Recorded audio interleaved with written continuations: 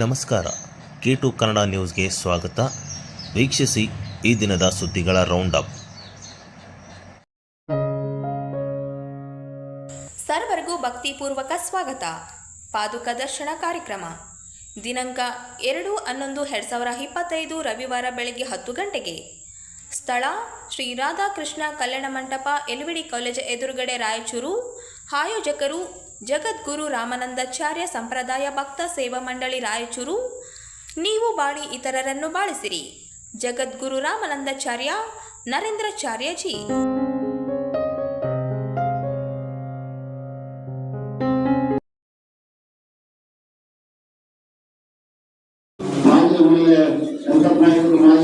ತುಂಗಭದ್ರಾ ಜಲಾಶಯದಲ್ಲಿ ನೀರು ಪ್ರಮಾಣ ಇದ್ದರೂ ರೈತರ ಎರಡನೇ ಬೆಳೆಗೆ ನೀರು ಹರಿಸಲು ಅವಕಾಶವಿದ್ದರೂ ಸಹ ಗೇಟುಗಳ ದುರಸ್ತಿ ನೆಪ ಹೇಳುತ್ತಿದ್ದು, ಸರ್ಕಾರ ಎರಡನೇ ಬೆಳೆಗೆ ನೀರು ನೀಡದಿದ್ದರೆ ನವೆಂಬರ್ 5ರಿಂದ 4 ಜಿಲ್ಲೆಗಳಲ್ಲಿ ರಸ್ತೆ ತಡೆ ಹೋರಾಟ ತೀವ್ರಗೊಳಿಸಲಾಗುವುದು ಎಂದು ಮಾಜಿ ಮಂತ್ರಿ ವೆಂಕಟರಾವ್ ನಾಡಗೌಡ ಎಚ್ಚರಿಕೆ ನೀಡಿದರು. ನಗರದ ಪತ್ರಿಕಾ ಭವನದಲ್ಲಿ ಸುದ್ದಿಗೋಷ್ಠಿಯಲ್ಲಿ ಮಾತನಾಡಿ, ತುಂಗಭದ್ರಾ ಡ್ಯಾಂ 36 ಗೇಟುಗಳ ಹಳೆದಾಗಿದ್ದು, ಇವುಗಳನ್ನು ಬದಲಾವಣೆ ಮಾಡುವ ಕಾರ್ಯ ನಡೆಯುತ್ತಿರುವ ಹಿನ್ನೆಲೆಯಲ್ಲಿ ರೈತರ ಎರಡನೇ ಬೆಳೆಗೆ ನೀರು ನೀಡಲು ಆಗುವುದಿಲ್ಲವೆಂದು ಸರ್ಕಾರ ಸ್ಪಷ್ಟಪಡಿಸಿದೆ. ನಾನು ಇಂಜಿನಿಯರ್ ಕನ್ನಯ್ಯ ನಾಯ್ಡು ಅವರನ್ನು ಭೇಟಿಯಾಗಿ ಚರ್ಚಿಸಿದ್ದು, 3ರಿಂದ 3.5 ತಿಂಗಳಲ್ಲಿ ಎಲ್ಲ 36 ಗೇಟುಗಳ ಅಳವಡಿಕೆ ಕಾರ್ಯ ಮುಗಿಸಬಹುದೆಂದು ತಿಳಿಸಿದ್ದಾರೆ. ದಿನಾಂಕ 15ಕ್ಕೆ 14 ಗೇಟು ಅಳವಡಿಸಲು ಸೂಚನೆ ನೀಡಲಾಗಿದೆ. ಆದರೆ 9 ಗೇಟುಗಳ ಅಳವಡಿಕೆ ಮುಗಿದಿದೆ. ಈ ಕೆಲಸಕ್ಕೆ ಸುಮಾರು 10 ಕೋಟಿ ಖರ್ಚು ಮಾಡಲಾಗಿದೆ. ಆದರೆ ಸರ್ಕಾರದಿಂದ 1 ನಯ ಪೈಸಾ ನೀಡಿಲ್ಲ. ಇದರಿಂದ ಗೇಟ್ ಅಳವಡಿಕೆ ವಿಳಂಬವಾಗುತ್ತಿದೆ ಎಂದರು.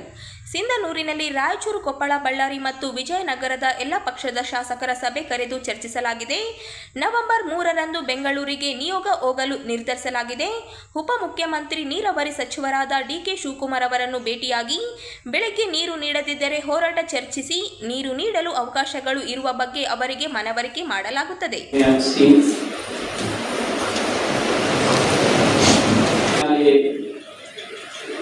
ಎರಡನೇ ಬೆಳೆಗೆ ನೀರು ಕೊಡುವ ಬಗ್ಗೆ ಈಗಾಗಲೇ ಸರ್ಕಾರ ತನ್ನ ನಿಲುವನ್ನು ಪ್ರಕಟಿಸಿದೆ.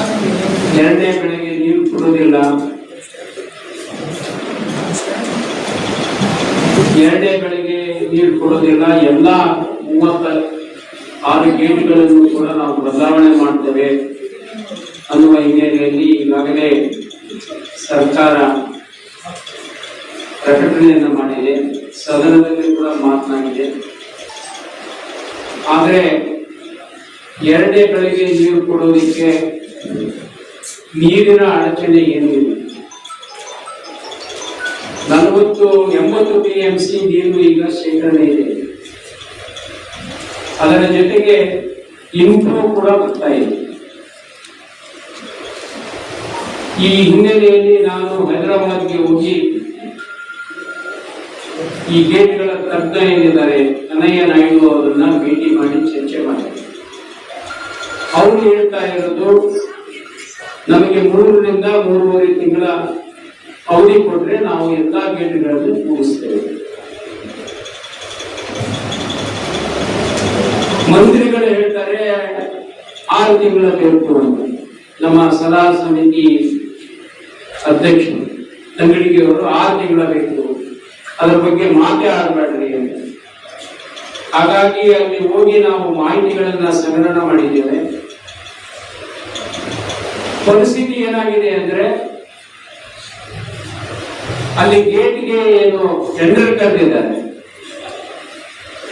ಅವರ ಇದರ ಪ್ರಕಾರ 15-10-25 ಒಳಗೆ 14 ಗೇಟ್ಗಳು ರೆಡಿ ಆಗಬೇಕಾಗಿದೆ. ಆದ್ರೆ ಈಗ ಅಲ್ಲೇ ರೆಡಿ ಆಗಿರೋದು 9 ಗೇಟ್ ಮಾತ್ರ.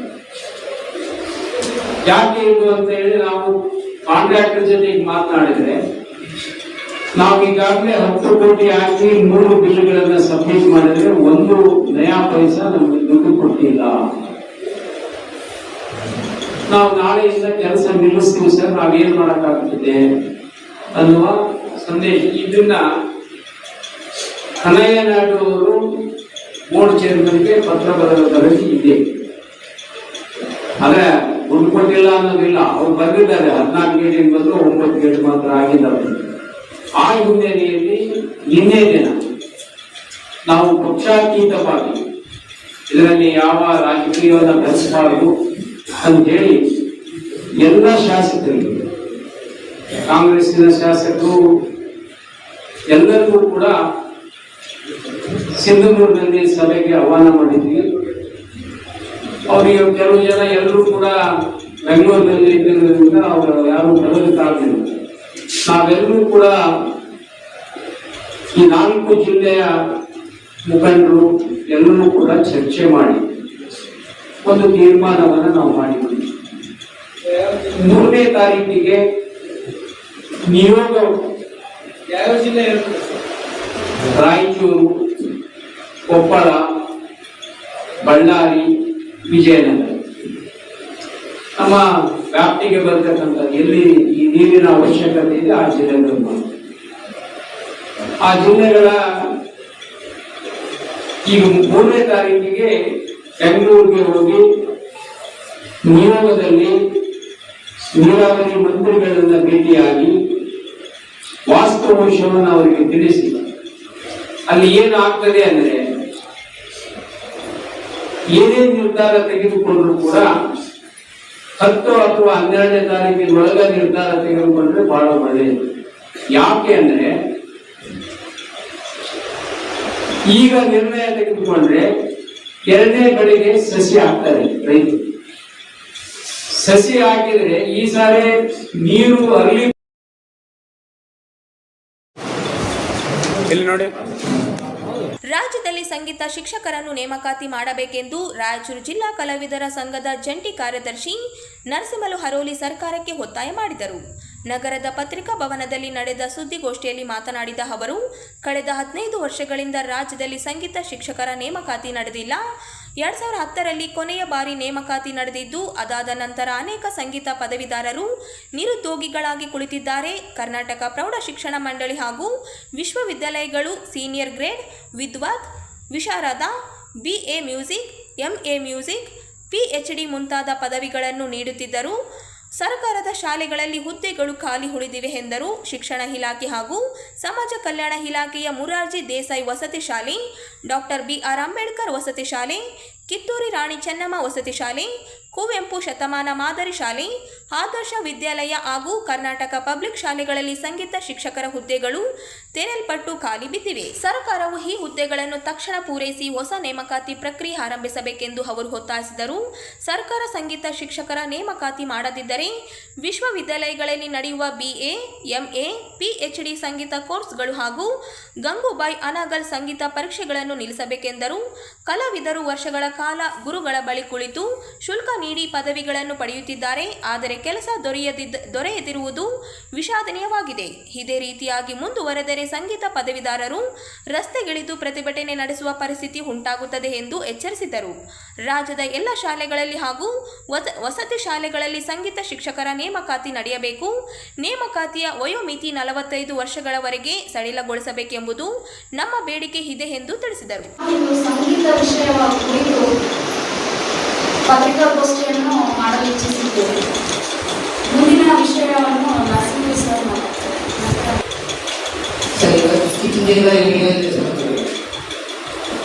ನಮ್ಮ ಇತಿಹಾಸದ ತಗೊಂಡ ಸಂಗೀತ ಕ್ಷೇತ್ರದಲ್ಲಿ ಹಲವಷ್ಟು ಸಂಗೀತಗಾರ ಸಾಧನೆ ಮಾಡಿದರು. ಮುಂದೆ ತಗೊಂಡ ದವರೆಗಳು, ಮಲ್ಕವಿ ಮಹರ್ಷಿಗಳು, ನಮ್ಮ ಭಾಗದಲ್ಲಿ ಸಿದ್ದರಾಮಯ್ಯ ಅವರು, ಮಾಣಿಕ ವೈಕುಂಠರ್ ಅವರು, ಪಂಡಿತ ನಾರಾಯಣ ರೆಡ್ಡಿ ಅವರು, VM ಸರ್ ಅವರು, ಇನ್ನು ಬಹಳಷ್ಟು ಜನ ನಮ್ಮ ಸಂಗೀತ ಸಾಧಕರಿದ್ದಾರೆ. ಯಾಕಂದರೆ ಈ ಸಂಗೀತದಿಂದ ಏನಾಗ್ತದೆ, ಒಂದು ನೆನಪಿನ ಶಕ್ತಿ ಮತ್ತು ಒಂದು ಮನಸ್ಸನ್ನು ಒಂದು ಇರುವುದಕ್ಕೆ ಒಂದು ಸಹಕಾರಿಯಾಗ್ತದೆ ಸಂಗೀತದ ಅಭ್ಯಾಸ ಮಾಡೋದ್ರಿಂದ. ಅದಕ್ಕೆ ಪ್ರತಿಯೊಂದು ಶಾಲೆಗಳಲ್ಲಿ ಸಂಗೀತ ಶಿಕ್ಷಕರು ತಗೊಂಡು ಮಕ್ಕಳಿಗೆ ಸಂಗೀತ ಕೇಳ್ಕೊಳ್ಳೋದ್ರಿಂದ ಮಕ್ಕಳಿಗೆ ನೆನಪಿನ ಶಕ್ತಿ ಆಗಲಿ, ಈಗ ಮನಸ್ಸಿನ ಒಂದು ಇರುವುದಾಗಲಿ ಭಾಳ ಅನುಕೂಲ ಆಗ್ತದೆ. ಅದಕ್ಕೆ ನಾವು ಸರ್ಕಾರ ಕೂಟಿಗೆ ಹೇಳೋದು ಸಂಗೀತ ಶಿಕ್ಷಕ ತಗೋಬೇಕು. ಭಾಳ ವರ್ಷದಿಂದ ಸರ್ 2010 ತಗೊಳ್ಳಿದ್ದು ಶಿಕ್ಷಕರಿದ್ದಾನೆ. ಈಗ ಯಾಕೆ ಒಂದು ನೇಮಕಾತಿ ಮಾಡ್ಕೊಂಡಿಲ್ಲ. ಭಾಳ ಜನ ಸಂಗೀತದಲ್ಲಿ senior BA music, MA music, PhD ಮುಗಿಸಿದ್ದಾರೆ ಸರ್. ನಮ್ಮದು ಸಂಗೀತದಲ್ಲಿ MA ಮುಗಿದಿದೆ ಸರ್. ಆದರೆ ಇಲ್ಲಿ ತನ ನೇಮಕಾತಿಗಳಾಗಿದೆ ಸರ್. ನಮ್ಮದು ವಯೋಮಿತಿನೂ ಮೀರು ಸಂಗೀತ ಶಿಕ್ಷಕ ತಗೊಳ್ಳೋದ್ರಿಂದ ಅದೇನು ಸಂಗೀತದಲ್ಲಿ ಇನ್ನೊಂದು ಉತ್ಸಾಹ ಕೊಡೋದು. ಸಂಗೀತ ಶಿಕ್ಷಕ ತಗೊಂಡ್ರಿ ಮುಂದಿನ ದಿನಗಳ ಸಂಗೀತದವರು ಜಾಸ್ತಿ ಇರ್ತಾರೆ. ಹಾಗಾಗಿ ನಮ್ಮ ನಾಡಿನ ಸಂಗೀತದ ಕಲೆಯೂ ಬಂದಷ್ಟು ಪ್ರಚಾರ ಭಾಳ ಆಗ್ತದೆ ಮತ್ತು ಬೆಳೀತದೆ. ಹಾಗಾಗಿ ಸಂಗೀತ ಶಿಕ್ಷಕರ ನೇಮಕ ಮಾಡೋದು ಅನ್ನೋದು ನಮ್ಮ ಅಭಿಪ್ರಾಯ. ನಾವು ಬಿಜೆಪಿ ಸರ್ಕಾರದ ನಾಗೇಶ್ ಸರ್ ಅವರು ಮಿನಿಸ್ಟರ್ ಹೋಗಿದ್ವಿ ಸರ್. ಅವಾಗ ಹೋಗಿ ಡೈರೆಕ್ಟರ್ ಹಾಕಿಸ್ಕೋಬೇಕಾಗಿದೆ. ಅವ್ರೇನಾದ್ರು ನಮ್ಮ ಸಂಗೀತ ಶಿಕ್ಷಕರ ಅವಶ್ಯಕತೆ ಇಲ್ಲ ಅಂತ ಹೇಳಿ ಸರ್. ಸಂಗೀತ ಶಿಕ್ಷಕರ ಅವಶ್ಯಕತೆ ಇಲ್ಲ ತಗೊಂಡಿಲ್ಲ ಆಗ್ತದೆ ಸರ್. ಮತ್ತೆ ಆ ತದನಂತರ ಈ ಇತ್ತೀಚಿನ ಬಂದಂತ ಮತ್ತು ಬಂದರ ಅವರು ಹೋಗಿ ನಾವು ವಿಧಾನಸೌಧದಲ್ಲಿ ಹೋಗಿ ಬಿಟ್ಟು ಮೆಮೊರಂಡಮ್ ಬಂತು ಸರ್ ಅವ್ರಿಗೆ. ಅವೇನಾದ್ರು ಇದನ್ನು ನಾವು ನೋಡ್ತೀವಿ. ಅದನ್ನೆಲ್ಲ ನಮ್ಮ ಆರ್ಥಿಕ ವ್ಯವಹಾರದಲ್ಲಿ ನಾವು ಚರ್ಚೆ ಮಾಡಿ ಮುಂದಿನ ದಿನಗಳಲ್ಲಿ ಸಂಗೀತ ಶಿಕ್ಷಕ ಸರ್ ಅದನ್ನು ನಾವು ಕೊಟ್ಟು ಸರ್ ಪರೀಕ್ಷೆಗಳು ಎದುರು ಮಾಡ್ತೀವಿ. ಎಲ್ಲ ಕಾಲೇಜುಗಳಲ್ಲಿ ಎಲ್ಲ ಪ್ರತಿಯೊಂದು ಕಾಲೇಜುಗಳಲ್ಲಿ ಸಂಗೀತ ಕೋರ್ಸ್ಗಳು ಮುಚ್ಚಿಬಿಟ್ರು. ಸರ್ಕಾರದಿಂದ ನಡೆಸುವಂತೆ ಯಾವುದೇ ಸಂಗೀತ ಎಕ್ಸಾಮ್ ಮುಚ್ಚಿಬಿಟ್ಟು ಅಂತ ಹೇಳ್ತೀವಿ ನಾವು. ಇಲ್ಲ ಮಾಡ್ತೀವಿ. ಮುಂದಿನ ದಿನಗಳಲ್ಲಿ ದೊಡ್ಡ ಹೋರಾಟ ಮಾಡ್ಲಿಕ್ಕೆ ಎಲ್ಲ ನಾವು ಪ್ರತಿಯೊಂದು ನಮ್ಮ ರಾಯಚೂರು ಗುಲ್ಬರ್ಗ ಬೀದರು ಬಳ್ಳಾರಿ ಹಾಗೂ ಮಹೇಶ್ ಕುಮಾರ್ ನಗರದ ತಿಮ್ಮಾಪುರಪೇಟೆಯಲ್ಲಿ ಶೇರ್ ಮಾರ್ಕೆಟಿಂಗ್ ಹೆಸರಲ್ಲಿ 44 ಲಕ್ಷ ರೂಪಾಯಿ ಪಡೆದು ವಂಚನೆ ಮಾಡಿದ್ದು, ಹಣ ಮರುಪಾವತಿಸುವಂತೆ ಕೇಳಿದ್ದಕ್ಕೆ ಹಣ ನೀಡದೆ ಹಲ್ಲೆ ಮಾಡಿ ಜಾತಿ ನಿಂದನೆ ಮಾಡಿದ ಪ್ರಕರಣ ಚೇತನ ಕಡಗೋಳ, ಶರಣಪ್ಪ ಕಡಗೋಳ ಹಾಗೂ ಅನಿತಾ ಕಡಗೋಳ ವಿರುದ್ಧ ಪ್ರಕರಣ ದಾಖಲಿಸಿದರೂ ರಾಜರೋಷವಾಗಿ ತಿರುಗಾಡುತ್ತಿದ್ದರೂ ಆರೋಪಿಗಳನ್ನು ಪೊಲೀಸರು ಬಂಧಿಸುವಲ್ಲಿ ಹಿಂದೇಟು ಹಾಕುತ್ತಿದ್ದಾರೆ ಎಂದು ವಂಚನೆ ಹಾಗೂ ಹಲ್ಲೆಗೆ ಒಳಗಾದ ರವಿ ಕೆ ಆರೋಪಿಸಿದರು. ನಗರದ ಪತ್ರಿಕಾ ಭವನದಲ್ಲಿ ಸುದ್ದಿಗೋಷ್ಠಿಯಲ್ಲಿ ಮಾತನಾಡಿ, ನಗರದ ತಿಮ್ಮಾಪುರಪೇಟೆಯ ನಿತೀಶ್ ಕಡಗೋಳ ತಂದೆ ಶರಣಪ್ಪ ಕಡಗೋಳ ಎಂಬುವವರು ಶೇರ್ ಮಾರ್ಕೆಟಿಂಗ್ ದಂಧೆ ನಡೆಸುತ್ತಿದ್ದು, ಈ ಶೇರ್ ಮಾರ್ಕೆಟಿಂಗ್ ನಾನು 44 ಲಕ್ಷ ರೂಪಾಯಿ ಹೂಡಿಕೆ ಮಾಡಿದೆ. ಆದರೆ ದಿನಾಂಕ 20/7/2024 ಅನಾರೋಗ್ಯದಿಂದ ನಿತೀಶ್ ಮೃತಪಟ್ಟಿರುತ್ತಾರೆ. ಈ ಕಾರಣ ಹಣವನ್ನು ವಾಪಸ್ ನೀಡುವಂತೆ ಕೇಳಲು ಮನೆ ಹತ್ತಿರ ಹೋದಾಗ ಸಹೋದರ ಚೇತನ್ ಕಡಗೋಳ್, ತಂದೆ ಶರಣಪ್ಪ ಕಡಗೋಳ ಹಾಗೂ ತಾಯಿ ಅನಿತಾ ಕಡಗೋಳ ಸೇರಿಕೊಂಡು ನನ್ನ ಮೇಲೆ ಹಲ್ಲೆ ಮಾಡಿ ಜಾತಿ ನಿಂದನೆ ಮಾಡಿದ ಹಿನ್ನೆಲೆಯಲ್ಲಿ ಇವರ ವಿರುದ್ಧ ನಗರದ ನೇತಾಜಿ ನಗರ ಠಾಣೆಯಲ್ಲಿ ಪ್ರಕರಣ ದಾಖಲಾಗಿದೆ. ಡಿಪಾರ್ಟ್ಮೆಂಟ್ ನಾವು ಹಲವಾರು ರಿಕ್ವೆಸ್ಟ್ ಮಾಡಿದ್ವಿ. ಆನರೇಬಲ್ SP ಮತ್ತೆ CBI DCR ಅವರಿಗೆ ರಿಕ್ವೆಸ್ಟ್ ಲೆಟರ್ ಕೊಟ್ಟು ಹೇಳಿದ್ರು. ಅವರು ಇನ್ನೂ ಅರೆಸ್ಟ್ ಮಾಡ್ತಾ ಇಲ್ಲ, ಅವ್ರ ಬಗ್ಗೆ ಆಕ್ಷನ್ ತಗೋತಾ ಇಲ್ಲ. ಅವರು ರಾಯಚೂರಿನಲ್ಲಿ ರಾಜಾರೋಷವಾಗಿ ತಿರುಗಾಡ್ತಾ ಇದ್ದಾರೆ. ಇದ್ರ ಬಗ್ಗೆ SP ಗಮನ ತಂದ್ರು, ಯಾವುದೇ ರೆಸ್ಪಾನ್ಸ್ ಬರ್ತಾ ಇಲ್ಲ. ಕಾರಣ ರಾಜಕೀಯ ಒತ್ತಡ. ಅವರು ಬಂಡಿಗಳಾಗಿ ಗುರುತಿಸಿಕೊಂಡಿದ್ದಾರೆ ಪ್ರಭಾವ ವ್ಯಕ್ತಿಗಳನ್ನ. ಸೊ ಅದು ಅಂತ ಒಂದು ಶೇರ್ ಮಾರ್ಕೆಟ್ ರನ್ ಮಾಡ್ತಿದ್ರು. ನಿತಿನ್ ಅವ್ರ ಮಗ, ಶರಣಪ್ಪ ಕಡಗೋಳ ಮಗ. ನಾವು ಅದಕ್ಕೆ ಅಮೌಂಟ್ ಇನ್ವೆಸ್ಟ್ ಮಾಡಿದ್ವಿ. ಅದ್ರ ಪರ್ಪಸ್ ನಾವು ಕೇಳಕ್ ಹೋಗಿದ್ವಿ. ಅವ್ರು ಕಮಿಟ್ಮೆಂಟ್ ಕೊಟ್ಟಿದ್ರು. ಕೇಳಕ್ ಹೋದಾಗ ಅವ್ರು ಈ ತರ ನಮ್ಮ ಮೇಲೆ ಜಾತಿ ನಿಂದನೆ ಮಾಡಿ ಹಲ್ಲೆ ಮಾಡಿದ್ರು. ಅದ್ರ ಪರ್ಪಸ್ ನಾನು MLC ಮಾಡಿ ಕೋರ್ಟ್ PC ನಾನು ಪ್ರೈವೇಟ್ ಕಂಪ್ಲೇಂಟ್ ಮಾಡಿದ್ದೆ ಸರ್. ಇದು ಜುಲೈ 2 ಜುಲೈ ಘಟನೆ ಆಗಿದ್ದು ತಿಮ್ಮಾಪುರಪೇಟೆ ಅವ್ರ ಮನೆ ಹತ್ರ, ಶರಣಪ್ಪ ಕಡಗೋಳ ಮನೆ ಹತ್ರ ಕೋರ್ಟಲ್ಲಿ ಮಾಡಿದ್ದೆ. ಅಕ್ಟೋಬರ್ 20ರಂದು FIR ಆಗಿದೆ. 3 ಬೈದು ಹಲ್ಲೆ ಮಾಡಿದ್ರು. ಅವರು ಒಂದು ಕಂಪ್ನಿ ರನ್ ಮಾಡ್ತಿದ್ರು ಸರ್. 24 lakhs. ನಿಮ್ಮ ಜೊತೆ ಬೇರೆ ಯಾರಾದರೂ ಇನ್ವೆಸ್ಟ್ ಮಾಡಿಸಿಲ್ಲ? ಇಲ್ಲ ಸರ್, ನಮ್ಮ ಜೊತೆ ಸರ್ ನಮ್ದು 44 lakhs ಸರ್. ಅದು ಓವರ್ ಆಲ್ ಆಗಿದ್ದು ಒಂದು 20-30 crores ಆಗಿದೆ. ಹೌದು.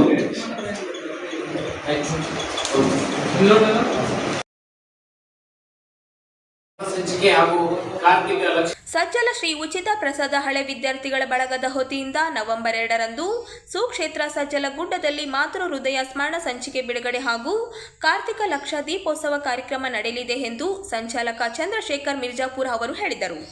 ಅವರಿಂದು ನಗರದ ಸುದ್ದಿಗಾರರೊಂದಿಗೆ ಮಾತನಾಡುತ್ತಾ, ಜಿಲ್ಲೆಯ ಲಿಂಗಸ್ಕೂರು ತಾಲೂಕಿನ ಸುಕ್ಷೇತ್ರ ಸಜ್ಜಲಗುಡ್ಡದ ಶರಣಮ್ಮ ತಾಯಿಯವರ ಉಚಿತ ಪ್ರಸಾದ ನಿಲಯದ 75 ವಸಂತ ಪೂರೈಸಿದ ಸವಿ ನೆನಪಿಗಾಗಿ ಹಳೆಯ ವಿದ್ಯಾರ್ಥಿಗಳ ಬಳಗದಿಂದ ಪ್ರಸಾದ ನಿಲಯದ ಅಮೃತ ಮಹೋತ್ಸವ ಹಾಗೂ ಜಗನ್ಮಾತೆ ಸಜ್ಜಲಗುಡ್ಡದ ಶ್ರೀ ಶರಣಮ್ಮ ತಾಯಿಯವರ ಪುಣ್ಯ ಸ್ಮರಣೋತ್ಸವ ಕಾರ್ಯಕ್ರಮದ ಸವಿ ನೆನಪಿಗಾಗಿ ಮಾತೃ ಹೃದಯ ಸ್ಮರಣ ಸಂಚಿಕೆಯ ಕಾರ್ಯಕ್ರಮ ಆಯೋಜಿಸಲಾಗಿದೆ ಎಂದರು. ನವೆಂಬರ್ 2ರಂದು ಬೆಳಗ್ಗೆ 10 ಗಂಟೆಗೆ ಪುಸ್ತಕ ಲೋಕಾರ್ಪಣೆ ಹಾಗೂ ಅಂದು ಸಂಜೆ 6ಕ್ಕೆ ಶ್ರೀ ಸಂಗಮೇಶ್ವರ ಲಿಂಗ ಸ್ಥಾಪನೆಯ ಸಂವತ್ಸರದ ನಿಮಿತ್ತ ಕಾರ್ತಿಕ ಲಕ್ಷ ದೀಪೋತ್ಸವ ಹಮ್ಮಿಕೊಳ್ಳಲಾಗಿದೆ.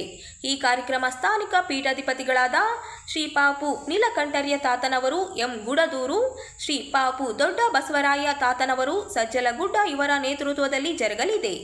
ಶ್ರೀ ಬ್ರ ಮಹಂತಲಿಂಗ ಶಿವಾಚಾರ್ಯ ಮಹಾಸ್ವಾಮಿಗಳು, ಹಿರೇಮಠ ಆಳನಂದ, ನಂದವಾಡಿಗಿ, ಜಲಾವಾದಿ, ಪವನ ದಿವ್ಯ ಸಾನ್ನಿಧ್ಯ ವಹಿಸಲಿದ್ದಾರೆ. ಪೂಜ್ಯ ತಾಯಿ ಶರಣಮ್ಮನವರನ್ನ ಸ್ಮರಿಸಿಕೊಂಡು ಮೊನ್ನೆ ಪೂಜ್ಯ ಅಂದರೆ ಪುತ್ತೂರು ನೀಲಕಂಠಯ್ಯ ಪೂಜ್ಯರು ಮತ್ತು ಸಜ್ಜಲಗುಡ್ಡದ ಬಸವಾದಿ ತಾತನವರು, ದೊಡ್ಡ ಬಸವಾದಿ ತಾತನವರು ಬಂದು ರೈತರಿಗೆ ಭೇಟಿ ಕೊಟ್ಟಾಗ ಈಗಾಗಲೇ 1 ವರ್ಷ ಪೂರ್ವ ನಿಯೋಜಿತ ಕಾರ್ಯಕ್ರಮ ಏನಿದೆ ಸಜ್ಜಲ ಶ್ರೀ ಉಚಿತ ಪ್ರಸಾದ ನಿಲಯ ಹಳೆ ವಿದ್ಯಾರ್ಥಿಗಳ ಬಳಗ ಮತ್ತು ಭಕ್ತರಿಂದ ಮತ್ತು ಶ್ರೀಮಠದಿಂದ ಆಯೋಜಿಸಲಾಗಿರ್ತಕ್ಕಂಥ ಈ ಒಂದು ಕಾರ್ಯಕ್ರಮ ಏನು ಆವತ್ತಿನ ದಿವಸ ಮಾತೃ ಹೃದಯ ಸ್ಮರಣ ಸಂಚಿಕೆ ಬಿಡುಗಡೆ ಹಾಗೂ ಕಾರ್ತಿಕ ಲಕ್ಷ ದೀಪೋತ್ಸವ ಕಾರ್ಯಕ್ರಮವನ್ನ ಹಮ್ಮಿಕೊಳ್ಳಲಾಗಿದೆ.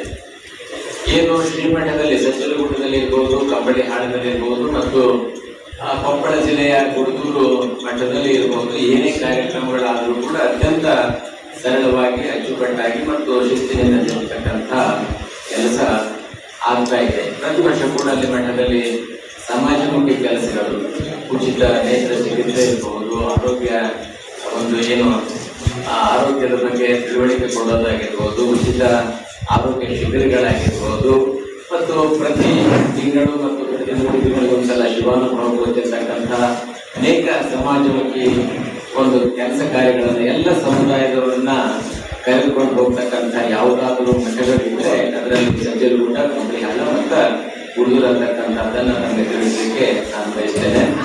ಈ ಒಂದು ಕಾರ್ಯಕ್ರಮ 2ನೇ ತಾರೀಕಿದೆ ನವೆಂಬರ್ನಲ್ಲಿ ಅತ್ಯಂತ ಸಡಗರ ಸಂಭ್ರಮದಿಂದ ಆಚರಿಸಬೇಕಂತಕ್ಕಂಥದ್ದು. ಏನು ಸಜ್ಜಲ ಶ್ರೀ ಉಚಿತ ಪ್ರಸಾದ ಮೇಲೆ 75 ವರ್ಷಗಳ ಹಿಂದೆ ಆ ತಾಯಿ ಅವಿದ್ಯಾವಂತೆ ಅಂತ ಅನಿಸ್ಕೊಂಡ್ರು ಕೂಡ ಏನು ವಿದ್ಯೆಯ ಬಗ್ಗೆ ಮತ್ತು ಜ್ಞಾನದ ಬಗ್ಗೆ ಅಷ್ಟೇ ತಿಳುವಳಿಕೆಯನ್ನು ಹೊಂದಿರತಕ್ಕಂಥ ಶ್ರೀ ದೊಡ್ಡ ಬಸವರಾಯ ತಾತನವರಿಂದ ಲಿಂಗ ದೀಕ್ಷೆಯನ್ನ ಪಡೆದು ಏನು ಬಸವರಾಯ ತಾತನವರ ಆದರ್ಶಗಳನ್ನ, ಬಸವಣ್ಣನ ತತ್ವ ಆದರ್ಶಗಳನ್ನ ಮೈ ತುಂಬಿಕೊಂಡು ಬರೀ ತಪಶಕ್ತಿಯಿಂದ ಎಷ್ಟೆಲ್ಲ ಅವರು ಬೆಳವಣಿಗೆಯನ್ನ ನಮ್ಮ ರಾಯಚೂರು ಜಿಲ್ಲೆಗೆ ಮತ್ತು ಕೊಪ್ಪಳ ಜಿಲ್ಲೆಗೆ, ಇಡೀ ನಮ್ಮ ರಾಜ್ಯದಲ್ಲಿ ಅನೇಕ ಭಕ್ತರು ತಾಯಿಯ ಮಠಕ್ಕೆ ಇರತಕ್ಕಂಥದ್ದು ನನ್ನೆಲ್ಲರಿಗೂ ಕೂಡ ಸಂತೋಷದ ವಿಷಯ ಅಂತಕ್ಕಂಥದ್ದು. ಆ ಒಂದು 75 ವರ್ಷಗಳ ಹಿಂದಿನ ಒಂದು ಕಲ್ಪನೆಯನ್ನು ಇಟ್ಟುಕೊಂಡು ಏನು ಒಂದು ವಿದ್ಯಾರ್ಥಿ ನಿಲಯವನ್ನ ಮಾಡಬೇಕು, ವಿದ್ಯಾರ್ಥಿಗಳಿಗೆ ಶಿಕ್ಷಣವನ್ನು ಕೊಡಬೇಕು, ಆಗ 100 ಕಿಲೋಮೀಟರ್ ಧಾರವಾಡಕ್ಕೆ ಹೋಗ್ಬೇಕಾಗಿತ್ತು, ಹುಬ್ಬಳ್ಳಿಗೆ ಹೋಗ್ಬೇಕಾಗಿತ್ತು, ಅನೇಕ ರಾಯಚೂರಿಗೆ ಬರಬೇಕಾಗಿತ್ತು. ಅಂತ ಸಂದರ್ಭದಲ್ಲಿ ಅಲ್ಲಿ ಉಚಿತ ಏನು ಒಂದು ಪ್ರಸಾದ ನಿಲಯದ ವ್ಯವಸ್ಥೆಯನ್ನ ಮಾಡಿ ನಿನ್ನೆ ನಮಗೆ ಅಖಿಲಾಂಡ ಶ್ರೀ ಮಹರ್ಷಿ ವಾಲ್ಮೀಕಿ ನಾಯಕ ಸಮಿತಿ ನೋಂದಣಿಯಾಗಿದ್ದು ನೋಂದಣಿ ಪ್ರಮಾಣ ಪತ್ರ ಬಂದಿದೆ ಎಂದು ಅಖಿಲಾಂಡ ಶ್ರೀ ಮಹರ್ಷಿ ವಾಲ್ಮೀಕಿ ನಾಯಕ ಸಮಿತಿ ಅಧ್ಯಕ್ಷ ವೆಂಕಟೇಶ ನಾಯಕ ಹಸ್ಕಳ ಹೇಳಿದರು. ನಗರದ ಪತ್ರಿಕಾ ಭವನದಲ್ಲಿ ಸುದ್ದಿಗೋಷ್ಠಿಯಲ್ಲಿ ಮಾತನಾಡಿ, ಕಲ್ಯಾಣ ಕರ್ನಾಟಕ ಭಾಗದ 7 ಜಿಲ್ಲೆಗಳಲ್ಲಿ ಪ್ರವಾಸ ಮಾಡಿ ಜಿಲ್ಲಾ ಅಧ್ಯಕ್ಷರುಗಳನ್ನು ಆಯ್ಕೆ ಮಾಡುತ್ತೇವೆ ಹಾಗೂ ದಿನಾಂಕ ನಿಗದಿಪಡಿಸಿ ಸಮಾಜದ ಮುಖಂಡರಿಗೆ, ಯುವಕರಿಗೆ, ಮಹಿಳೆಯರಿಗೆ ಆಯಾ ಜಿಲ್ಲೆಗಳಲ್ಲಿ ಎಲ್ಲರನ್ನು ಒಗ್ಗೂಡಿಸಿ ಜಿಲ್ಲಾ ಅಧ್ಯಕ್ಷರನ್ನು ನೇಮಕ ಮಾಡುತ್ತೇವೆ ಹಾಗೂ ಪ್ರತಿ ಜಿಲ್ಲೆಯಲ್ಲಿರುವ ಮುಖಂಡರುಗಳು, ಯುವಕರು, ವಾಲ್ಮೀಕಿ ಮಹಿಳೆಯರು ಎಲ್ಲರೂ ನಮ್ಮನ್ನು ಸಂಪರ್ಕಿಸಿ ಜಿಲ್ಲೆಯ ಸಮಸ್ಯೆಗಳನ್ನು ಮತ್ತು ಸ್ಥಿತಿಗಳನ್ನು ಚರ್ಚಿಸುತ್ತೇವೆಂದರು. ತಾಲೂಕು ಘಟಕಗಳನ್ನು ಕೂಡ ರಚನೆ ಮಾಡಬೇಕೆಂದರೆ ತಾಲೂಕಿನಲ್ಲಿರುವಂತಹ ಯುವಕರು ಮತ್ತು ಮಹಿಳೆಯರು ಸಭೆ ಕರೆದು ಪದಾಧಿಕಾರಿಗಳ ನೇಮಕ ಮಾಡುತ್ತೇವೆ. ನಮ್ಮ ಸಂಘ ಅಸ್ತಿತ್ವಕ್ಕೆ ಬಂದ 24 ಗಂಟೆ ಒಳಗೆ ಯಾದಗಿರಿ ಜಿಲ್ಲೆಯ ಸಮಸ್ಯೆಯನ್ನು ಕೈಗೆತ್ತಿಕೊಂಡು ನಗರಸಭೆ ಆಯುಕ್ತರು ಯಾದಗಿರಿ ಇವರು ಭಗವಾನ್ ಶ್ರೀ ಮಹರ್ಷಿ ವಾಲ್ಮೀಕಿ ವೃತ್ತದ ಕಟ್ಟಡವನ್ನು ನಿಲ್ಲಿಸಿ ತೆರವುಗೊಳಿಸು ಅಧಿಕಾರಿಗಳಿಂದ ನಮಗೆ ರಿಜಿಸ್ಟ್ರೇಷನ್ ಮಾಡಿರುವ ಇಷ್ಟು ದಿನ ಕೆಲವರು ಹೇಳ್ತಾ ಇದ್ರು. ಅದಕ್ಕೆ ನಾವು ರಿಜಿಸ್ಟ್ರೇಷನ್ ಮಾಡಿರುವ ಸಂಘವನ್ನು ನೋಂದಾಯಿಸಲಿಕ್ಕೆ ಅಧಿಕಾರ ಕೊಟ್ಟಿರ್ತಕ್ಕಂಥ ಈ ಸರ್ಟಿಫಿಕೇಟ್ ತಗೊಂಡು 24 ತಾಸಿನೊಳಗೆ ನಮಗೆ ಒಂದು ಗುರಿ ಏನಂತಂದ್ರೆ ಯಾದಗಿರಿ ಜಿಲ್ಲೆ ಸಮಸ್ಯೆಯನ್ನು ಎತ್ತಿಕೊಂಡು ಇದನ್ನ ಪ್ರಸ್ತಾವನೆ ಸಮಾಜಕ್ಕೆ ತಿಳಿಸುವಂತ ಕೆಲಸ ಏನಂತಂದ್ರೆ ಈ ಸಂಘ ವ್ಯಾಪ್ತಿ ಇಡೀ 7 ಜಿಲ್ಲೆಯಲ್ಲಿ ಕಾರ್ಯವ್ಯಾಪ್ತಿ ಇರುತ್ತದೆ. ಹಾಗೂ ನಾವು ವಿಭಾಗದ ಅಧ್ಯಕ್ಷ ಆದ್ಮೇಲೆ ಪ್ರತಿ ಜಿಲ್ಲೆಯಲ್ಲಿ ಸ್ವಯಂ ಘೋಷಿತ ಅಧ್ಯಕ್ಷರನ್ನು ಯಾವ ಜಿಲ್ಲೆಯಲ್ಲಿ ಮಾಡಲ್ಲ. ಆ ಜಿಲ್ಲೆಗೆ ಹೋಗಿ ಪ್ರೆಸ್ ಮೀಟ್ ಮಾಡಿ ಎಲ್ಲರನ್ನು ವಿಶ್ವಾಸ ತಗೊಂಡು ಜಿಲ್ಲಾಧ್ಯಕ್ಷರ ಆಯ್ಕೆ ಮಾಡೋದು ಒಂದು ಗುರಿ. ತದಾದ ನಂತರ ಅಲ್ಲೇ ಒಂದ್ ದಿವಸ ಇಟ್ಕೊಂಡು ಮತ್ತೆ ತಾಲೂಕು ಮಟ್ಟದಲ್ಲಿ ಇಡೀ ಜಿಲ್ಲೆಯಲ್ಲಿ ಎಷ್ಟು ತಾಲೂಕರ 10 ಜಿಲ್ಲೆ ತಿರುಗಾಡಿ ಸಂಘವನ್ನು ಒಂದು ಸದೃಢಗೊಳಿಸಲಿಕ್ಕೆ ಒಂದು ಗುರಿ. ಇವೆಲ್ಲವನ್ನು ಅದರ ಜೊತೆಗೆ ನಾವು ನಿನ್ನೆ ಏನಾಗಿರ್ತದಂದ್ರೆ ಯಾದಗಿರಿ ಜಿಲ್ಲೆಯಲ್ಲಿ ಸುಮಾರು 20 ವರ್ಷಗಳಿಂದ ನಾವು ನಾಮಫಲಕವಾಗಿ ಸರ್ಕಾರಗಳು ಮಾಡಿ ಅಲ್ಲಿಂದ ಇಲ್ಲಿವರೆಗೆ ಮತ್ತೆ ಮುನ್ಸಿಪಾಲಿಟಿಯಲ್ಲಿಯೂ ಕೂಡ ಮೂರ್ತಿ ವಿಗ್ರಹವನ್ನು ಟೆಂಡರ್ ಮಾಡಿ ಮೂರ್ತಿಯನ್ನು ತಂದಿದ್ದಾರೆ. ಎಲ್ಲವನ್ನು ತಂದು ಉದ್ದೇಶಪೂರ್ವಕವಾಗಿ ಅಲ್ಲಿ ಕಟ್ಟಡ ಕಾಮಗಾರಿಗಳನ್ನು ಪ್ರಾರಂಭ ಮಾಡಿರೋದ್ರಿಂದ ಅಲ್ಲಿ ನಗರಸಭಾ ಆಯುಕ್ತರು ಕಾಣದ ಕಣ್ಣುಗಳು ಇರ್ತಕ್ಕಂಥ ರಾಜಕೀಯ ವ್ಯಕ್ತಿಗಳ ಮಾತ್ರದಿಂದ ದಿನನಿತ್ಯ ಕಿರಿಕಿರಿ ನೀಡ್ತಿರುವ ಆಯುಕ್ತರಿರ್ಬೋದು ಮತ್ತು ಸಂಬಂಧಪಟ್ಟ ಅಧಿಕಾರಿಗಳಿರ್ಬೋದು, ದಯವಿಟ್ಟು ಇದೇನು ನಾವು ಸುಮ್ಮನೆ ಕೂಡಿಸೋದು ಒಂದು ಜಾಗ ಅಲ್ಲ. ಆ ತಾಲೂಕಾ ಜಿಲ್ಲೆ ನಗರದಲ್ಲಿ ಇರ್ತಕ್ಕಂಥ ಒಂದು ಸರ್ಕಲ್ ಪ್ರತಿಯೊಂದು ವರ್ಗಕ್ಕೆ ಅವರವರ ಇದರಿಂದ ಮಾಡಿಕೊಂಡಿದ್ದೇವೆ. ಕಾನೂನು ಬೇರೆ ರೀತಿಯೇ ಇದೆ. ಆದ್ರೂ ಕೂಡ ಸರ್ಕಾರ ಸಮಾಜಗಳು ಅನುಗುಣವಾಗಿ ಆಯಾ ಸರ್ಕಾರಗಳಲ್ಲಿ ಆಯಾ ಧರ್ಮದ ಗುರುಗಳನ್ನು ಕೂಡಿಸಿಕೊಂಡಿದ್ದಾರೆ. ಇದನ್ನ ಇವತ್ತು ಹೊಸದಾಗಿ ಹೋಗಿ ಯಾದಗಿರಿ ಜಿಲ್ಲೆಯಲ್ಲಿ ಸರ್ಕಲ್ ಮೂರ್ತಿಯನ್ನು ಕೂಡಿಸೋದಿಲ್ಲ ಅಂದ್ರೆ ಆಯುಕ್ತರು ಪದೇ ನೀವು ನಿಲ್ಲಿಸ್ಬೇಕು, ತೆರವುಗೊಳಿಸ್ಬೇಕು ಅನ್ನೋದು ಪದ ಏನು? ಹಂಗಾದ್ರೆ ನೀವ್ ಯಾಕೆ ತಂದ್ರಿ ನೀವು ಮೂರ್ತಿಯನ್ನ? ನೀವ್ ಯಾಕೆ ರೆಗ್ಯುಲೇಷನ್ ಪಾಸ್ ಮಾಡಿದ್ರಿ? ಯಾಕೆ ಮೂರ್ತಿ ತಂದು ಫೇರದಲ್ಲಿ ಮಾಡಬೇಕು ಅನ್ನೋ ಉದ್ದೇಶ ಅವತ್ತೇ ಹೇಳ್ಬೋದಿತ್ತಲ್ಲ. ಅದಕ್ಕಾಗಿ ದಯವಿಟ್ಟು ಸೀರಿಯಸ್ ಆಗಿ ಹೇಳ್ತೀವಿ. ನಗರಸಭಾ ಆಯುಕ್ತರಿರ್ಬೋದು, ಮಾನ್ಯ ಯಾದಗಿರಿ ಜಿಲ್ಲೆಯ ಜಿಲ್ಲಾಧಿಕಾರಿಗಳು ಸಾಹೇಬ್ ಇರ್ಬೋದು, ಸಂಬಂಧಪಟ್ಟ ನಗರಸಭಾ ಅಧ್ಯಕ್ಷರಾಗಿರ್ಬೋದು, ಸಂಬಂಧಪಟ್ಟ ತಾಲೂಕಿನ ಶಾಸಕರಾಗಿರ್ಬೋದು, ಸಂಬಂಧಪಟ್ಟ ಜಿಲ್ಲಾ ಉಸ್ತುವಾರಿ ಸಚಿವರು, ದಯವಿಟ್ಟು ಇವ್ರನ್ನ ಮನೆ ಮಾಡಿಕೊಳ್ತಾರೆ ಇಷ್ಟೇ. ನೀವು ಸರಿಯಾದ ರೀತಿಯ ಸರ್ವದ ಜನಾಂಗದವರಿಗೆ ಏನು ಮೀಸಲಿಟ್ಟು ಕೊಟ್ಟಿದ್ದೀರಲ್ಲ ಅದನ್ನ ಮಾತ್ರ ಎಲ್ಲ ರೀತಿ ನಮ್ಮ ಸಂಘ ಸಂಸ್ಥೆಗಳು ಕಾನೂನುವಾಗಿ ನಿಮಗೆ ನೋಟಿಸ್ ಕೊಟ್ಟಿದ್ದಾರೆ, ಕಾನೂನುವಾಗಿ ಖಾತಾ ಚೆಕ್ ತಗೊಂಡಿದ್ದಾರೆ. ಎಲ್ಲವನ್ನು ತಗೊಂಡಿದ್ದಾರೆ. ಮುನ್ಸಿಪಾಲಿಟಿ ಅವರು ಅನುಮೋದನೆ ಕೊಟ್ಟಿರ್ಬೋದು, ಅದು ಓಕೆ. ಅದನ್ನು ಬಿಟ್ಟು ಮಾತಿಗೆ ತೆಗಿ ಅಂತ ಏನಾದ್ರು ಹೇಳಿದ್ದೆ ಆದ್ರೆ ಆಯುಕ್ತರು ನಗರಸಭೆಯಲ್ಲಿ ಯಾದಗಿರವರು ನೀವು ಒಂದರಲ್ಲಿ ಇದೇ ರೀತಿಯಾದ್ರೆ ಈಗಾಗಲೇ ಸಮಾಜ ಕಂಗಣ ಗುರಿಯಾಗಿದೆ. ಈಗ ಸುಳ್ಳು ಜಾತಿ ವಿಷಯದಲ್ಲಿ ಅಲ್ಲಿ ತಾಂಡವಾಡುತ್ತದೆ, ಅವರೊಂದು ಹೋರಾಟ ಮಾಡೋದು, ಇವರೊಂದು ಹೋರಾಟ ಮಾಡೋದು ಅಂತೇಳಿ ಕೆಲವು ವರ್ಗಗಳಿಂದ ನಮ್ಮದೇ ವೈಷಮ್ಯ ನಡೀತಾ ಇದೆ. ಅದ್ರ ಜೊತೆಗೆ SC ಕೂಡ ಬೇರೆ ಸೇರಿಸುವಂತ ಅದನ್ನು ನಡೀತಾ ಇದೆ. ಮತ್ತು ಮಾಜಿ ಲೋಕಸಭಾ